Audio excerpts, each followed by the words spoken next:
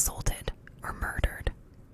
And these are young girls, then just find a different video to watch.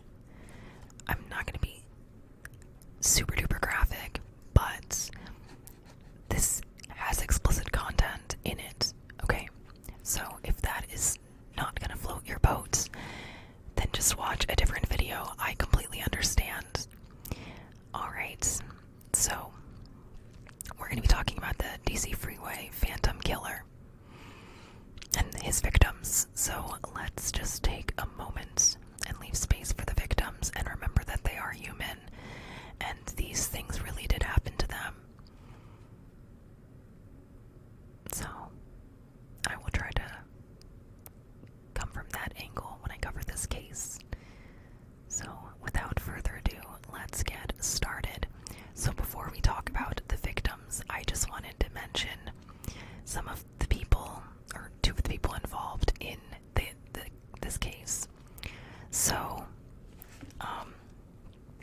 the DC Freeway Phantom, for one thing, was believed to be the first serial killer in DC.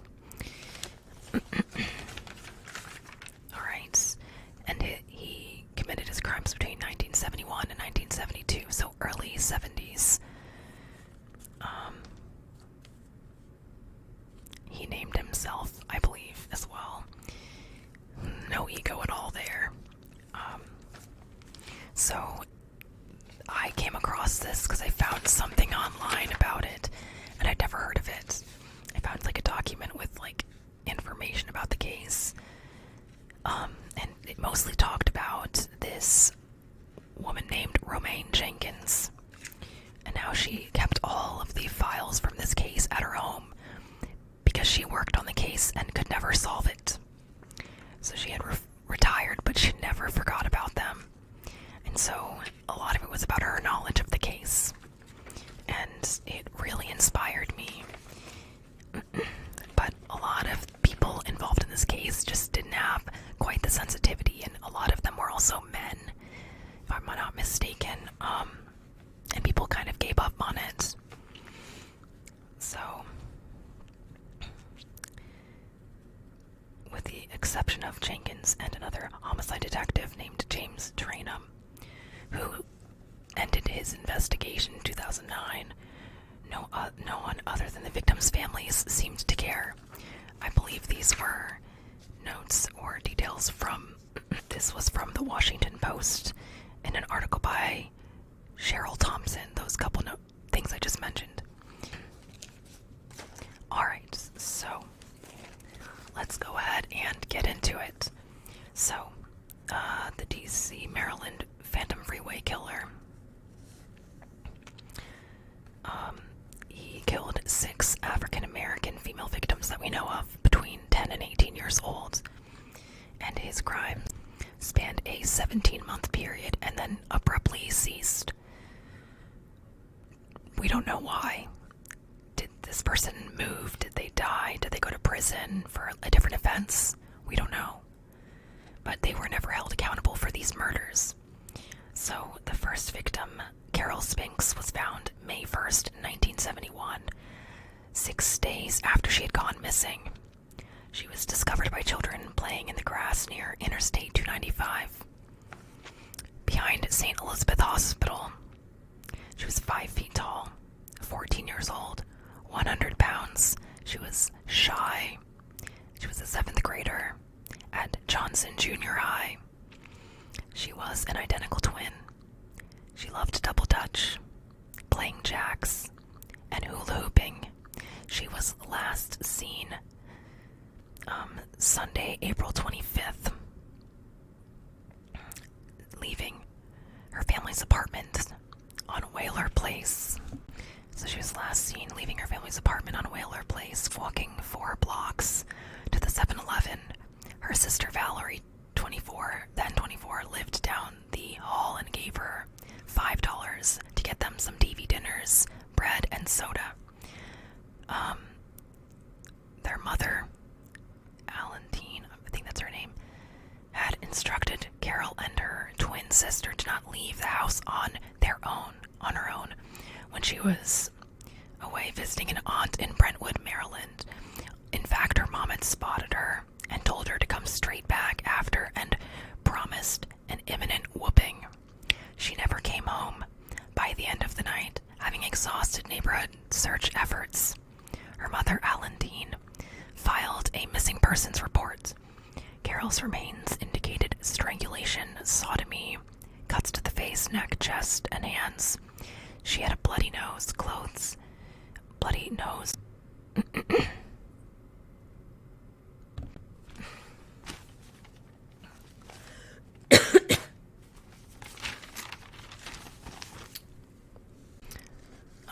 Carol was dumped 200 yards south of Sutland Parkway, close to Interstate 295.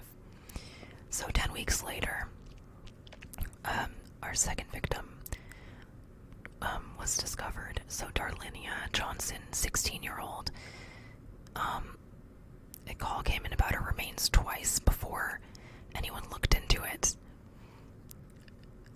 Led to being unable to identify the cause of her death, actually. She was found by D.C. Department of Highway and Traffic on 295.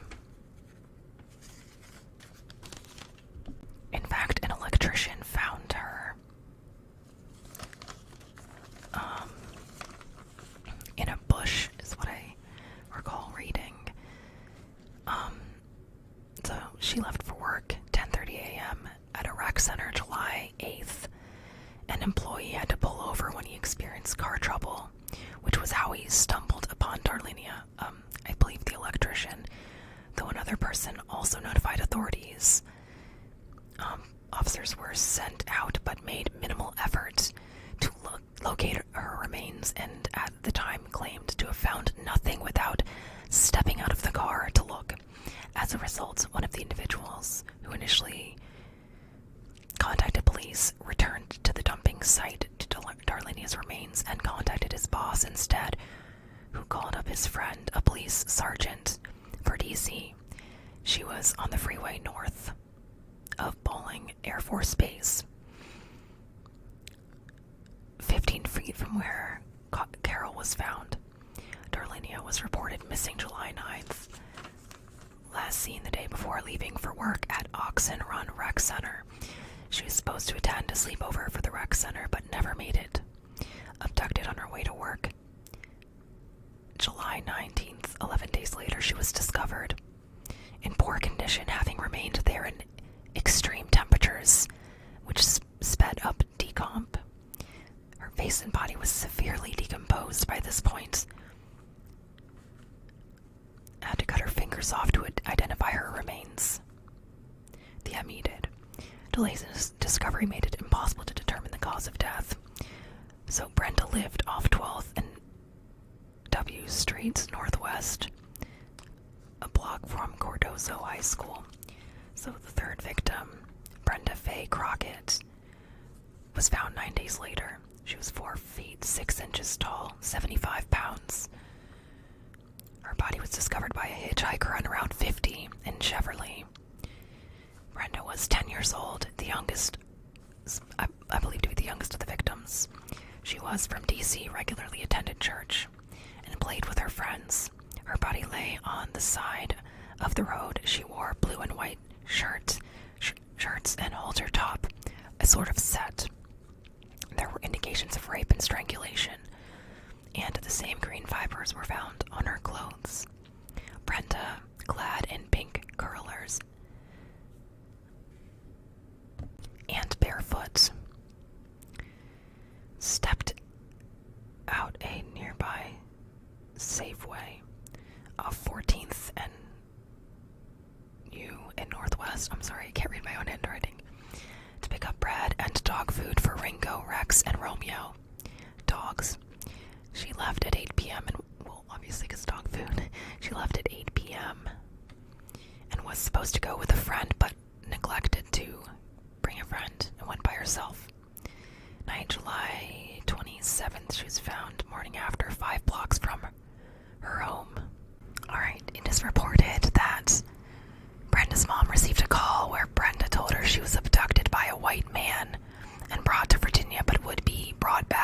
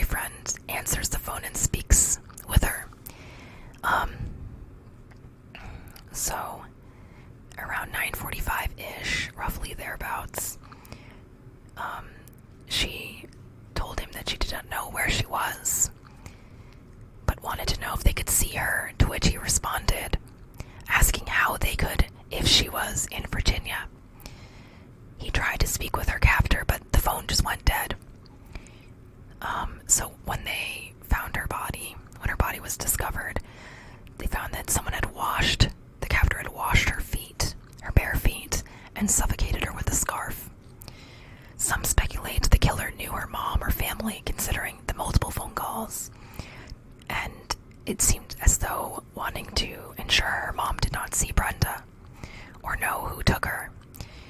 Alright, so the fourth victim was murdered 2 to 3 months later after Brenda, Nina Moshia Yates. So she was a 12-year-old. She weighed 104 pounds, and she was attending Kelly Miller Junior High.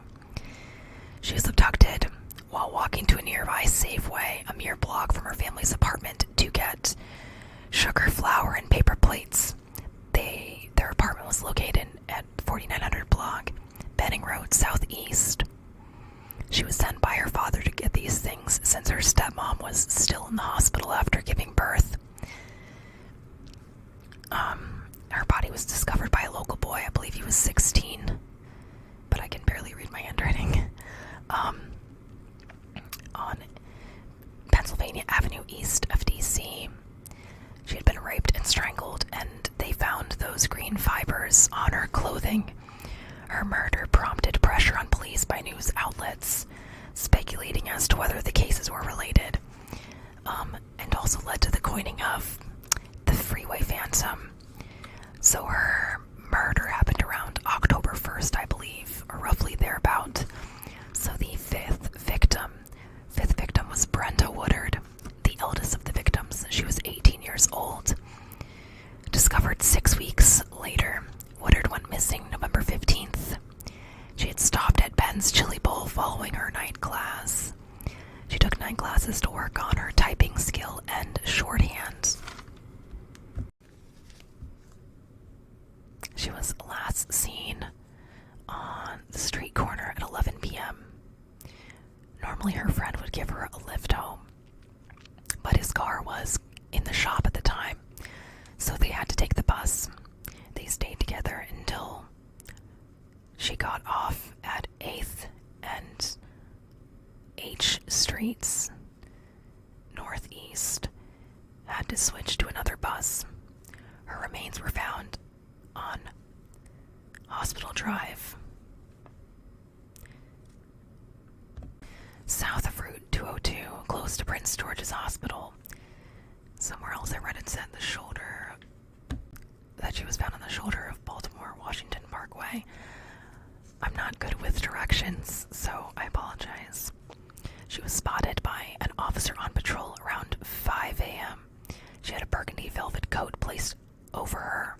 Her black turtleneck was inside out. Both coat and skirt had absent buttons, indications of rape and strangulation, as well as having been stabbed 4 times. She had put up a fight, indications of a struggle were noted by defensive wounds on her hands. There was a note found in her pocket in pencil, and it read, "This is tantamount to my insensitivity, sick to people, especially women. I will admit the others when you catch me if you can." The note was written by Woodard at the direction of the killer, it is believed. Matched by FBI to her hand. Some believe Woodard knew the killer, did not think she was nervous because of that. Some authorities also think those in the community must have seen or heard something. Normally people hung around outside talking at the corner. Alright, so the 6th victim, there's kind of a big gap. And some wonder maybe if there were other victims as well, but I didn't see anything indicating this. The next known victim was found September 6th, 1972, 17-year-old Diane Williams. She was found by a trucker on the side of the road. Diane was a junior at Belleau Senior High. The night she was last seen was with her boyfriend. He dropped her, or saw her off to the bus stop. She was headed home to Halley Terrace in Southeast. Diane was strangled and dumped on I-295, close to the DC line. She was dressed in jeans and a gold sweater. It's also noted that she had wanted to be a model. According to her aunt, she had the shape and beauty to be a model.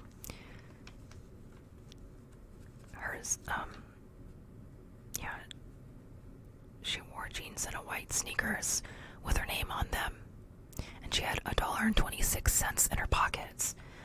Her sister, Patricia Williams, remembers how hard it was to sleep the night she never made it home. Then our lives never the same. She's quoted as saying, Diane had an afro and large brown eyes. Patricia, now in her 60s, if she's still alive, she has no closure. Whole family's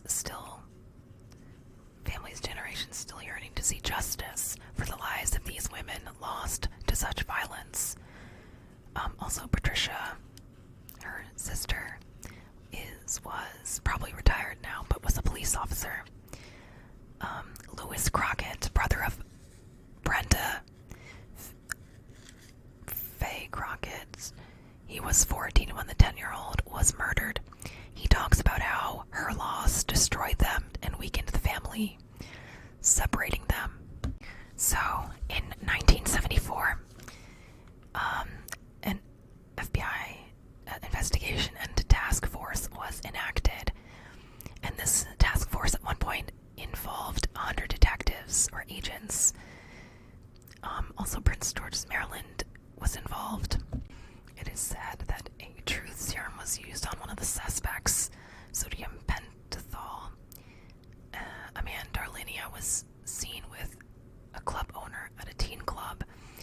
Strangest of suspects, Robert Askins, a computer tech, former patient at St. Elizabeth's, with prior convictions for poisoning a DC prostitute in 1938. He had been released on a technicality. His convictions overturned. Soiled scarves, photos of women and girls, a knife, related to another crime, female earrings and buttons found in his car, but never enough to tie him to the Phantom cases, though he was convicted of rape and abduction of two other women. He died at 91 in prison in 2010. So, Jenkins, who I mentioned before. Okay, back to Askins. It's claimed that he lacked the depravity of mind to be the Phantom Killer, which is interesting. Okay, so Jenkins, the retired DC detective, says that she does not think he is responsible, or said that she does not think he is responsible. And a lot of the information on this case is from her. She said they tried to squeeze him into a box they created, and it just wasn't working. According to other DC detective Trainham, he reviewed the case in 2009, believes the killer is from the neighborhood of the first two victims, but worried someone there might suspect him and branched out to divert. Which makes sense to me. They suspect the individual may have been homeless or military, such as returning Vietnam vet with PTSD, or maybe with a strong dislike for police. They mentioned possible, they believe he might have been in his 20s or 30s and black, high school graduate, or with some level of education. Believe he had intelligence that was average or above average, that he was employed and able to converse with females, but not capable of healthy relationships, likely lived on his own or with an older female, that he knew the area he abducted and dumped. Police believe he lived in Congress Heights, the anchor point established by authorities close to Elizabeth Hospital, or south of it. Jenkins reopened the case in 1987 when she learned about the bizarre phone calls to Johnson's mom and Williams' parents. Johnson's boyfriend last to see her was never interviewed. Mother would not allow it. Darlenia Johnson is who I was referring to. So, there was also poor preservation of forensic evidence, so they had little, if any, to be retested. In Darlenia's case, DNA on her clothes, the waiting and backlog for years. Hoping it will be retested, but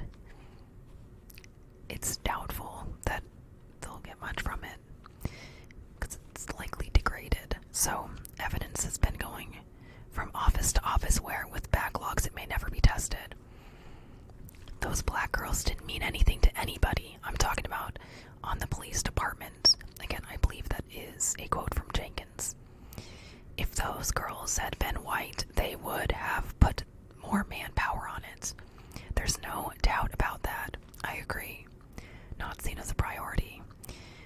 Though today, have a $150,000 reward, according to sources from 2006. But again, it's 2023 now, so you see how successful that was at this point. So the victims were adolescent African Americans, slight or slender build, in high-density neighborhoods, alone at the time of contact with the perpetrator. Cases with little to no witnesses. One of the more extensive investigations in D.C., Maryland area, according to Jenkins. Possible victim... Sorry. Okay, so there was actually a Freeway Phantom organization established to serve as a support group for family of the victims, which I thought was cool. There's also a book that has been written by Diane Williams and Wilma Harper and Helen B. Collins titled The Mystery of Freeway Phantom. I haven't read it, but I will probably purchase it if I can get my hands on it and read it. According to Jenkins, the only way this case could be solved at this point is if the killer himself were to confess with so little forensic evidence and no witnesses. What happened is community has forgotten. The police department has forgotten. Carol's family, her twin sister, Carolyn, recalls the day the detectives informed them of Carol's murder. How her mother screamed in response to the traumatic experience. Carolyn began to rely on substance use and sex work. Solicitation, she felt as though losing her mind. Carol's elder sister has also struggled with her loss. Valerie Moore, having been the one to send her off to the store when the abduction occurred, she tested on occasion walking the path Carol took just to see if anything would happen to her, like almost trying to punish herself. She waited to find out who took her sister. Brenda Crockett's sister Bertha still asks herself why she didn't go with her, tears coming to her eyes at the thought that perhaps it would have gone differently, though nothing she did could have changed what happened, because it's not her fault.